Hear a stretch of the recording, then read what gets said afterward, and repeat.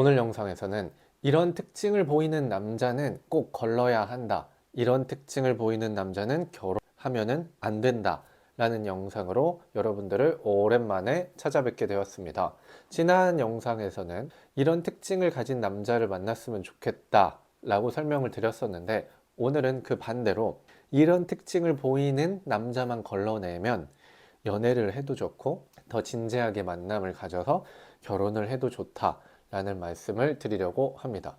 그래서 그 남자의 특징 첫 번째로는요, 일단 충동성이 있어요. 충동성을 보이는 남자는 만나면 안 됩니다.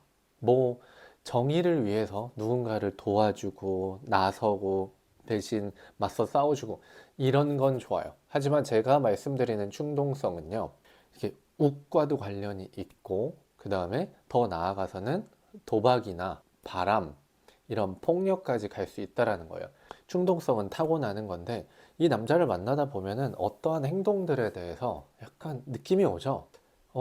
되게 우발적이네, 충동적이네, 좀 욱하네, 갑자기 좀 변수가 많네, 이런 특징을 보이는 남자들이 있어요. 그런데 이게 연애할 때는 예측이 불가능하다 보니까 여자분들 입장에서는 뭔가 미묘하게 내 맘대로 안 되는 게 좀 손에 잡힐 듯 안 잡힐 듯 하면서 뭔가 굉장히 신비롭고 매력적으로 보이지만 그거는 좋은 남자는 아닙니다. 연애를 했을 때는 뭐 재밌고 스릴 있고 즐길 수 있어요. 그런데 뭔가 배우자감을 만나고 이 내 인생을 같이 할 이런 반려자를 만날 때는요, 충동성을 가진 남자는 피하시는 게 좋아요. 아까 예시를 들었죠. 이 충동성을 가진 사람들은요, 뭔가 내기를 좋아하고 돈을 가지고도 갑자기 어디에 투자를 한다던가, 뭐 코인도 그렇고 주식도 그렇고 가진 돈으로 하면 괜찮은데 조금 땄다고 충동적으로 돈을 탁 은행에 빌려서 갑자기 올인할 가능성이 굉장히 크죠. 그리고 충동성이란 어느 날 갑자기 그냥 또 마음에 드는 여자가 나타났다. 그러면 이것도 충동적으로 갈아탈 가능성이 높다. 그래서 바람필 가능성도 굉장히 높다고 볼 수 있고, 이 가장 충동성이 우려되는 게 뭐냐면요, 화가 나잖아요. 그럼 사람의 본성은 뭔가 말이 통하지 않으면 힘으로 제압하고 싶어 하고 뭔가를 때리고 싶어지고 이런 공격성이 튀어나온단 말이죠. 그런데 이게 나한테 적용될 수 있다라는 말이에요. 그래서 다툴 때 뭔가 물건을 이렇게 확 던진다거나 갑자기 막 와씨 이렇게 소리를 지르면서 막 나를 어떻게 하려고 한다거나 이런 충동성을 보이는 사람은 무조건 걸러야 합니다. 뭐 다음에는 안 그럴게, 내가 다시는 그러지 않을게 무릎 꿇는 사람들, 저는 한 번 그런 사람은 두 번 그러지 말란 법은 없어요. 그래서 이런 모습을 한 번이라도 보였다라고 하면은 내가 결혼을 하거나 진지한 만남은 생각을 하지 않으셨으면 좋겠다라고 말씀을 드리고 싶고, 그다음에 두 번째로는 이 매사 부정적인 남자분들이 있어요. 이 뭐만 하면 이렇게 툴툴툴툴 거리고, 뭐 누구를 만났을 때 누구는 이게 마음에 안 들고 저게 마음에 안 들고, 뭐 식당에 갔는데 이러쿵 저러쿵 이렇게 쫑알쫑알쫑알 하면서 나서서 저기 이거는 문제가 있습니다 라고 말하는 게 아니라 막 매사 불만을 터트리는 남자분들이 있어요. 이런 남자분들은요, 뭐가 문제냐면 이 내면 안에 피해의식이 굉장히 가득한 분이에요. 이 남자가 피해의식이 가득하면요, 열등감도 굉장히 잘 느껴서 결혼을 하잖아요. 진짜 피곤하게 굴 거예요.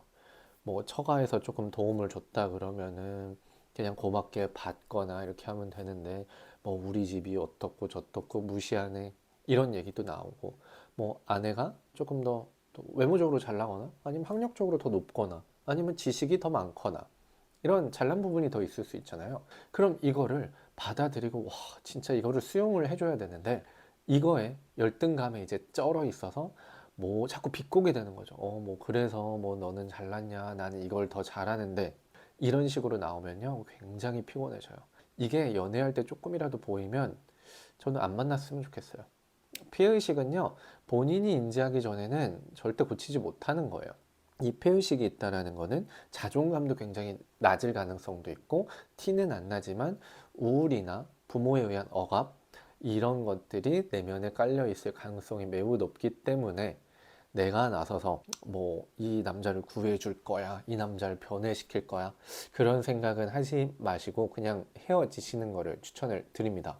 그리고 마지막으로 세 번째는 지난 만나야 될 남자의 세 번째 특징과 똑같은데, 이거와 반대로 자아성찰이 되지 않은 남자는 피하셨으면 좋겠어요. 남자가 굉장히 어리다. 뭐 20대 초반, 20대 중반이다. 그러면 조금 시간을 더 가져도 돼요. 하지만 내가 이 남자와 진지하게 만남을 가지고 뭐 일정 나이, 저는 한 30살 이상이 됐는데 이 남자가 자아성찰도 안 됐다. 나의 결핍도 잘 모르고 나의 성격의 장단점을 잘 모른다. 그러면요, 내면적으로, 정서적으로 성장이 올바르게 되지 않았다라는 뜻도 돼요. 이런 사람을 만나면요, 굉장히 좀 유치해질 수도 있고, 삶이 피곤해질 수도 있고, 이제 적반하장, 내로남불, 이런 것들이 굉장히 강해져요. 그래서 뭔가 결혼 생활을 한다라는 거는 다툼이 있잖아요. 다툼은 당연히 있어요. 근데 이 상황에서 자꾸 자기 수용, 나는 잘못이 없는데 너만 잘못이 있어. 이런 건 없어요. 한쪽에 크게 뭐 이게 문제가 있지 않는 이상. 그런데 계속 이런 식으로 우기게 되는 거죠. 너가 문제가 있기 때문이야. 나는 괜찮아. 이런 식으로 자기 수용도 안 되고, 그다음에 타인을 수용하는 이런 부분도 안 되고, 이런 문제를 보일 가능성이 굉장히 큽니다. 그래서 자아 성찰이 되지 않는 남자는 조금 더 이렇게 지켜보다가, 아, 이게 성장이 너무 더디고 좀 본인밖에 모른다 라고 생각이 들면 이 남자는 배우자감으로는 적절하지 않다 라고 말씀을 드리고 싶어요.